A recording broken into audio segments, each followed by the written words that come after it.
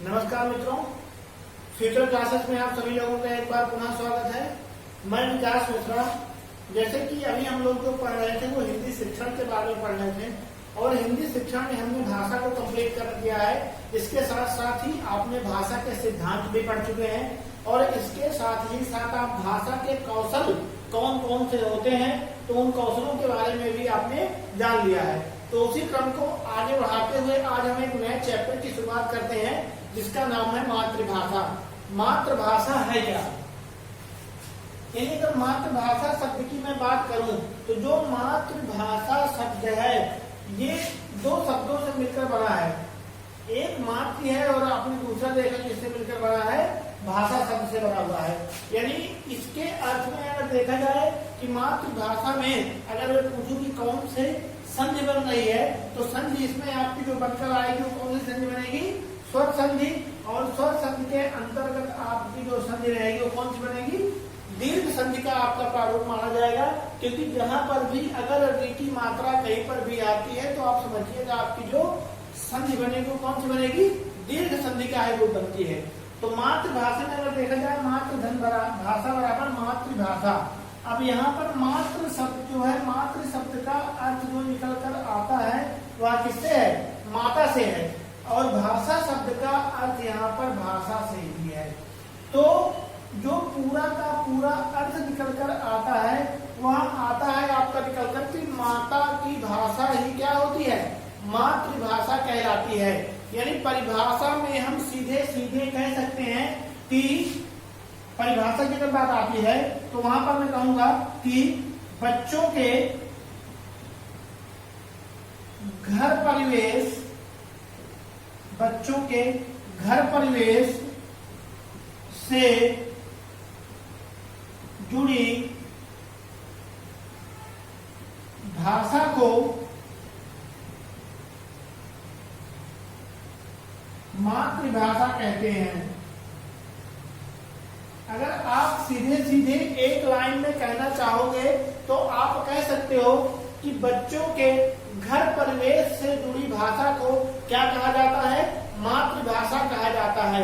यानी और इसके साथ ही साथ माता जो होती है, माता बच्चे की प्रथम शिक्षिका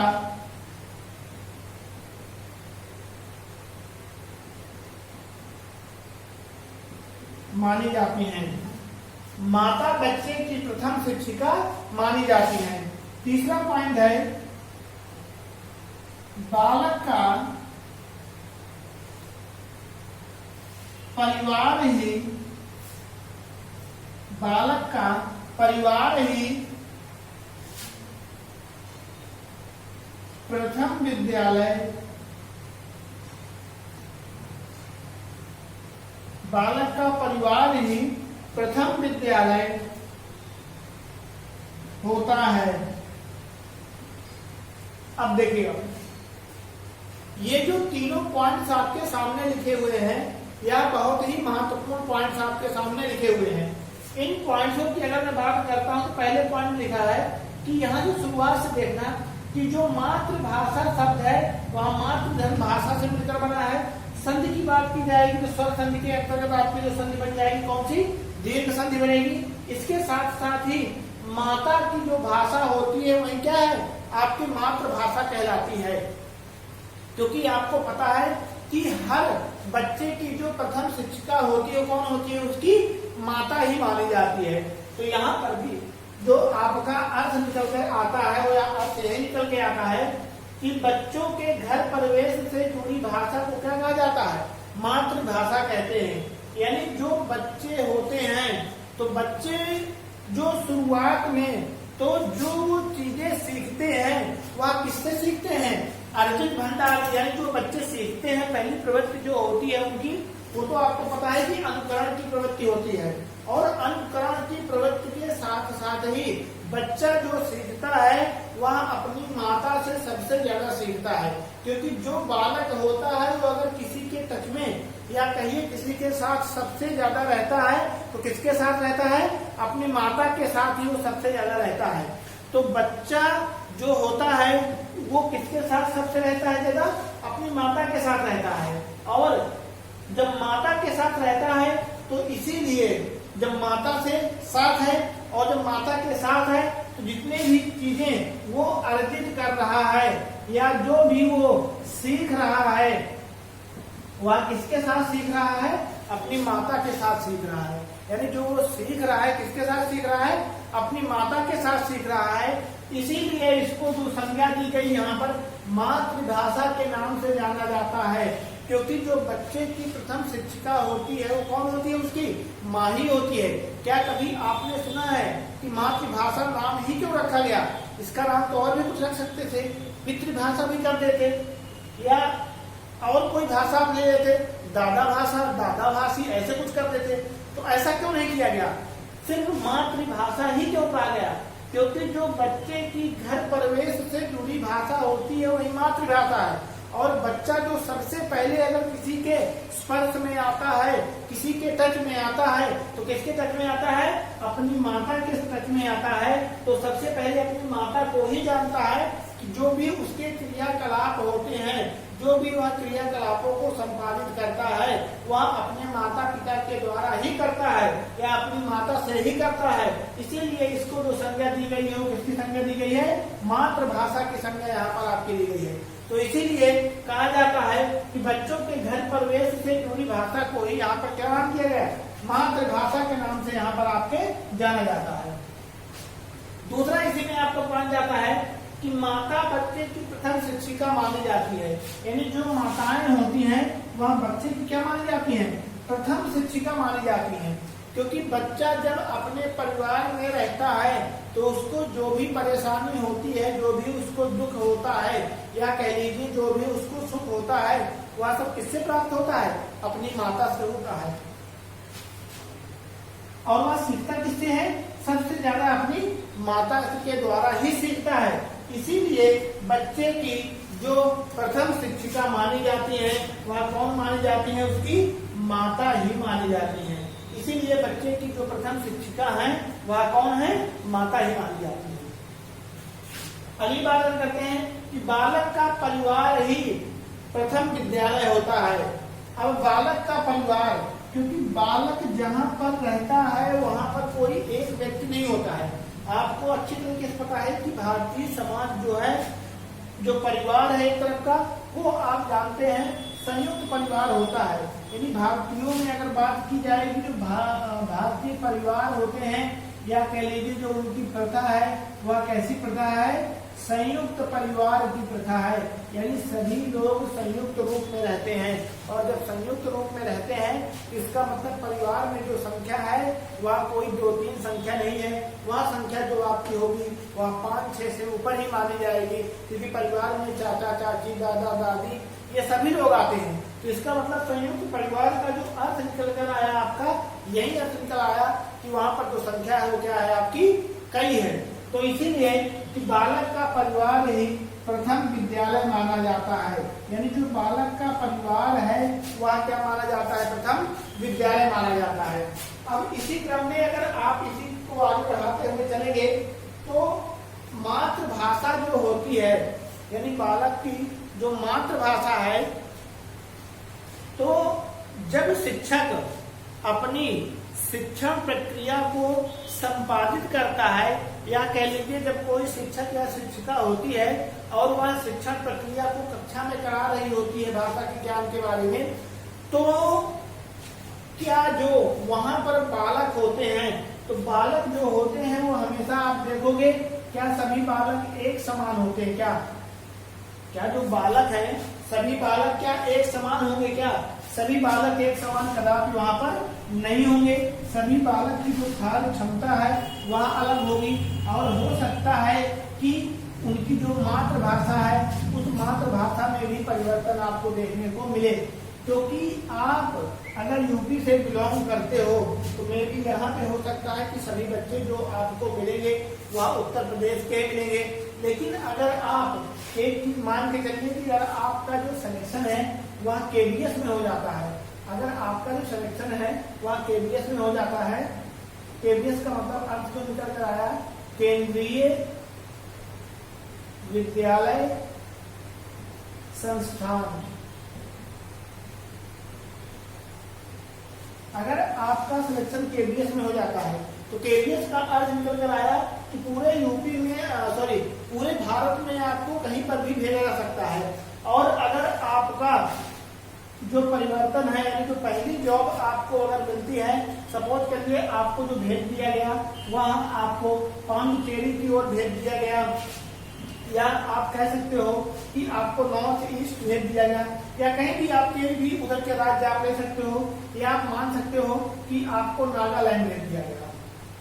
अगर आपको नागालैंड भेज दिया गया तो जब आप नागालैंड में जाओगे और अगर आप शिक्षक यूपी के हो तो वहां पर जाने के बाद क्या आपको जो वहां की भाषा होगी उस भाषा में आपको सहजता महसूस होगी या नहीं महसूस होगी, या आपको असहजता महसूस होगी।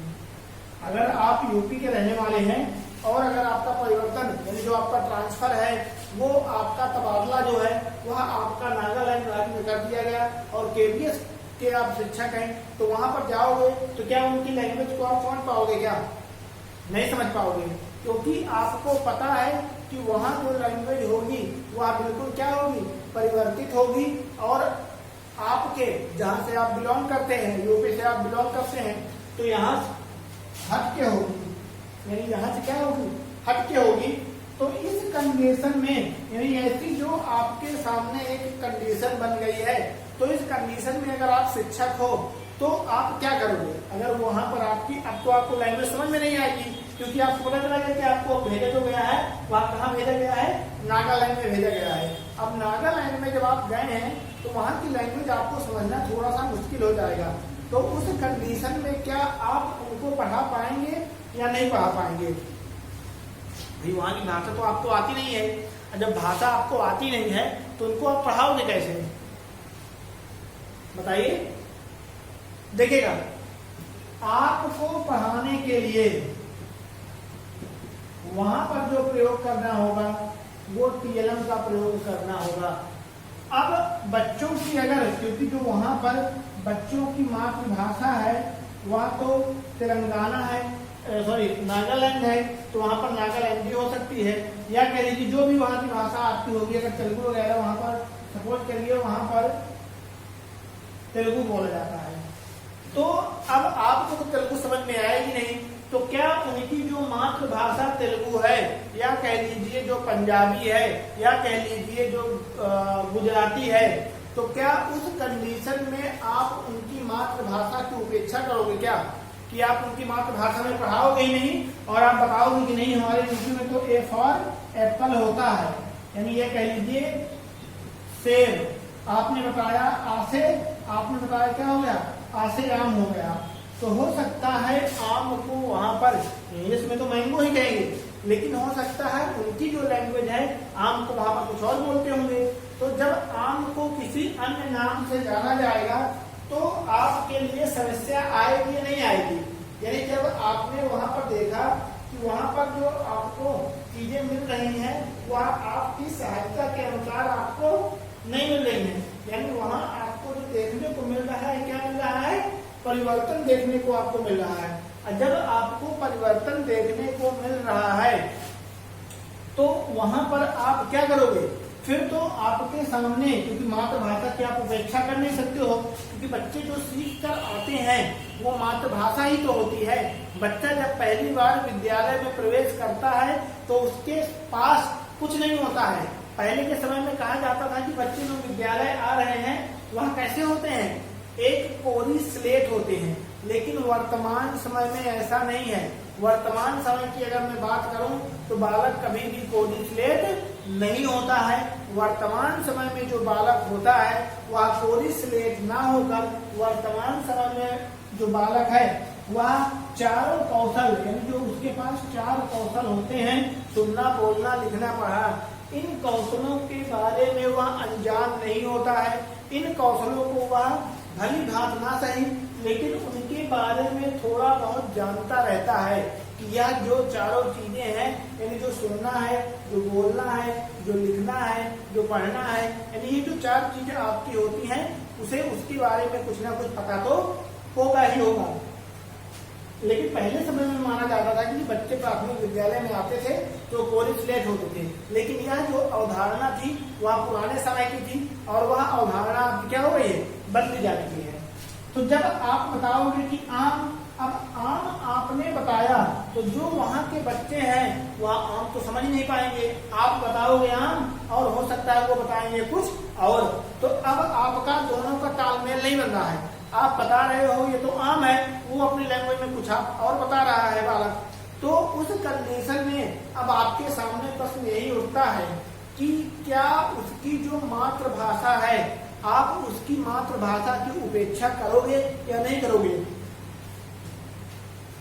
तो आप सीधे कह सकते हो कि वहां पर आपको मातृभाषा की उपेक्षा नहीं करनी है। वहां पर आपको इस चीज का ख्याल रखना है कि जो बालक है उसकी जो मातृभाषा अगर तेलुगु है तो उस कंडीशन में जो आप प्रयोग करोगे वो किसका करोगे, TLM का प्रयोग करोगे, यानी टीचिंग लर्निंग जो आपको मटेरियल है, यानी जब भी आप BTC या BEd कुछ भी ऐसी जो आपके पास प्रमाण पत्र लेते हो तो उसमें आपको TLM का प्रयोग करना सिखाया जाता है, क्योंकि जब आपको 1 महीने के लिए आपकी ट्रेनिंग होती है तो आपको किसी प्राथमिक विद्यालय में या जूनियर विद्यालय में आपको किसके लिए वहां पर भेजा जाता है कि जाके आप देखो कि बच्चों को कैसे पढ़ाना है और कैसे पढ़ाना आपको नहीं है। तो उस कंडीशन में आपको जो जाना होता है, वहां पर देखना होता है, वहां पर बच्चों को पढ़ाना होता है कि हाँ बालक कैसे क्रियाकलाप कर रहा है और कैसे क्रियाकलाप आपका नहीं कर रहा है। तो उस कंडीशन में अगर आप एक शिक्षक हो तो आपको TLM का प्रयोग करना पड़ेगा, टीचिंग लर्निंग मटेरियल का, और टीचिंग लर्निंग मटेरियल का आप प्रयोग करोगे तो उसमें आप वहां पर जाओगे तो आप एक आम का जो सिंबल है, यानी जो एक, अगर सीधे सीधे बात की जाएगी कि एक आम का जो सिंबल है, ऐसे करके आम का कुछ आपका बनेगा, थोड़ा सा इमेज सही नहीं बन पाती है उससे, तो उसके बारे में आप ध्यान मत दीजिएगा। आपको क्योंकि आपको मानना ही है कि यहाँ पर ये क्या बना हुआ है, आम बना हुआ है। तो अब आपने बताया कि ये क्या बना हुआ है, आम बना हुआ है। तो जब बालक देखेगा तो वो पहचान लेगा तुरंत, अरे यह तो आम है, यानी वो अपनी लैंग्वेज में समझ गया क्या है कि आम है, और फिर आप अपनी लैंग्वेज में जानती हो क्या है ये आम है। तो उस कंडीशन में जब आपने TLM का प्रयोग किया तो बच्चे के लिए आपकी जो लैंग्वेज है उसको समझना थोड़ा सा क्या हो जाएगा, आसान हो जाएगा। और जब आप डेली कक्षाएं लेने लगोगे, बच्चों के संपर्क में आओगे, वहाँ के लोगों के संपर्क में आओगे, तो आपको पता चल जाएगा कि हाँ इस भाषा में इसको आम कैसे बोलते हैं। और जब आपका सामंजस्य स्थापित हो जाएगा, जब आप दोनों का तालमेल अच्छे से हो जाएगा, तब वहां पर आप देखोगे फिर आपको कोई परेशानी का सामना नहीं करना पड़ेगा। तो वहां पर आप TLM की सहायता से बच्चों को क्या कर सकते हो, पढ़ा सकते हो। तो सीधे अर्थ निकलता है कि अगर आपकी कक्षा जो बहुभाषी है तो क्या शिक्षक के लिए उसमें कठिनता आती है या नहीं आती है। अगर आप शिक्षक हो और आपकी कक्षा में बहुभाषी बच्चे बैठे हुए हैं बहुत सी भाषाओं के, तो आपके लिए कठिनाई है या नहीं है। तो आप उसके अर्थ में कह सकते हो कि कठिनाई नहीं होगी, उसमें आपको सहजता होगी। सहजता क्या होगी कि आप अपनी भाषा तो जानते ही जानते हो, उसके अतिरिक्त जहाँ पर जिस विद्यालय में आप पढ़ाने के लिए गए हो, आप वहाँ की लैंग्वेज को भी क्या कर सकते हो, समझ सकते हो, और वहाँ की लैंग्वेज के बारे में भी आप क्या करते हो, जानते हो, उसे अच्छी तरह से समझते हो। तो इसका मतलब सीधा अर्थ यहाँ से क्या निकल कर आया कि मातृभाषा जो आपकी होती है वह आपके लिए हमेशा सहायक ही काम करती है। और अगर एक शिक्षक से पूछा जाएगा कि बहुभाषी कक्षा है और उसमें जो बच्चे बैठे हैं वह कैसे आपके लिए होंगे, तो आप बता सकते हो वह कक्षा आपके लिए सहायता होगी और आपके ज्ञान को बढ़ाने के लिए ही होगी। ठीक है, अब इसके अतिरिक्त अगर देखा जाएगा कि ये तो मातृभाषा हो गई। अब मातृभाषा के बाद अगर अगली हेडिंग आपकी बनती है कि बच्चे देखेगा कि बच्चे का विद्यालयी जीवन में प्रवेश।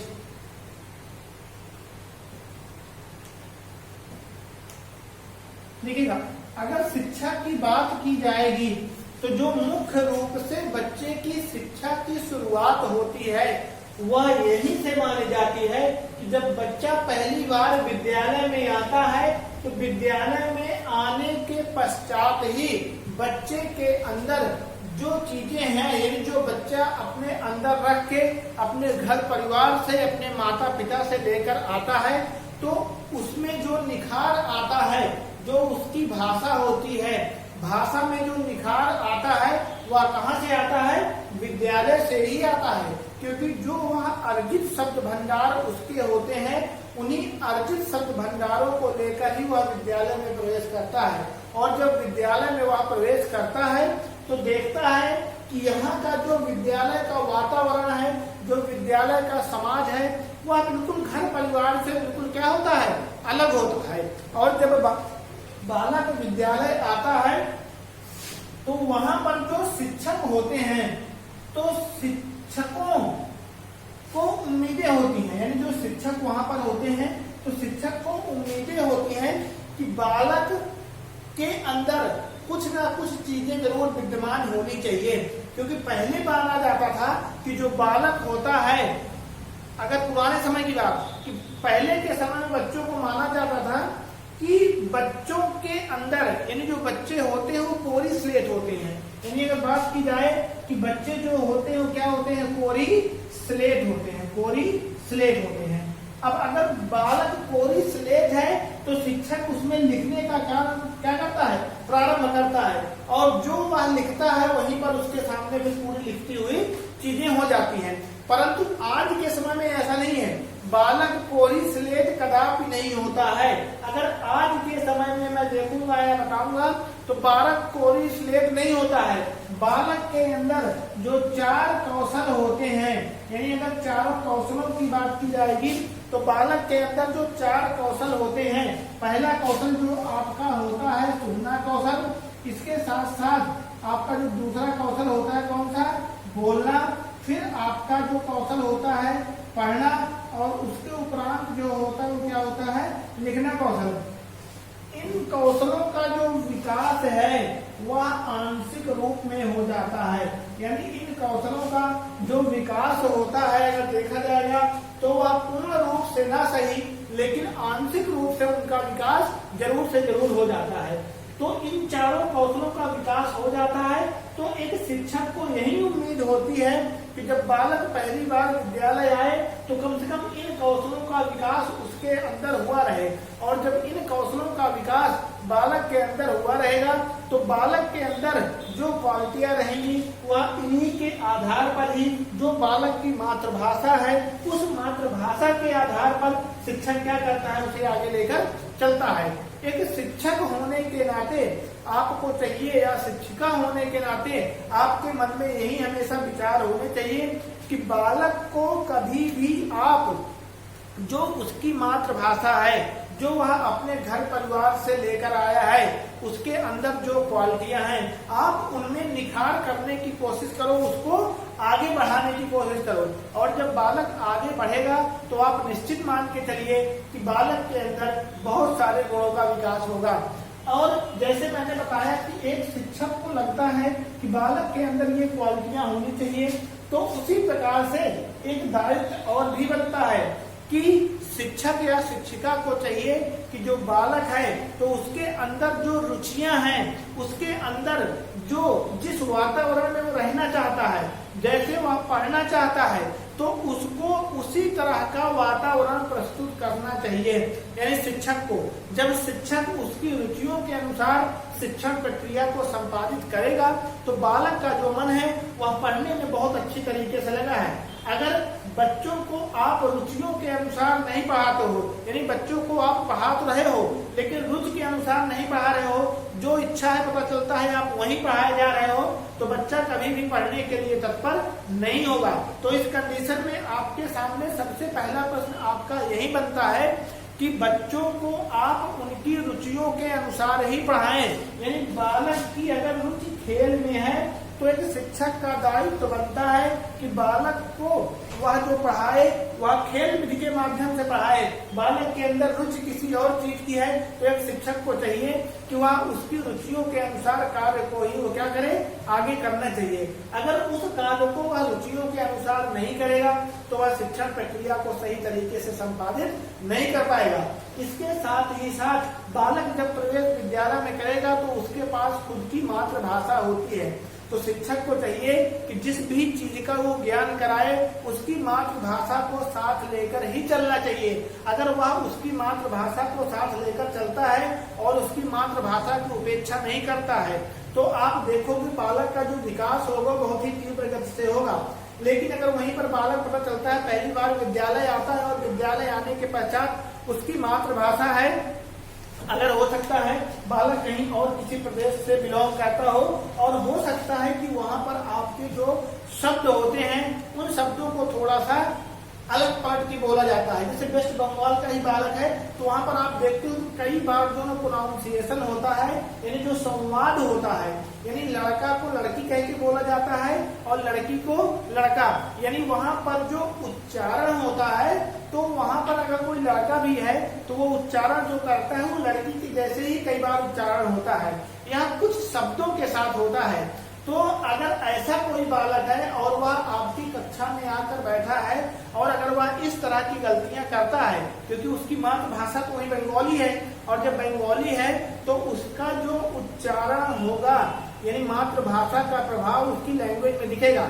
और अगर वह कुछ गलती करता है तो एक शिक्षक होने के नाते आपको चाहिए कि उसकी गलतियों को आप दूर करें। इसके साथ ही साथ अगर कक्षा में कोई बालक या जो और भी बालक हैं अगर उनका दृष्टिकोण उस बालक को लेकर हीन भावना का आता है या कह लीजिए वो जो अन्य बालक हैं उस एक बालक का मजाक उड़ाते हैं तो आप उस कंडीशन को वहीं पर आपको संभालना चाहिए।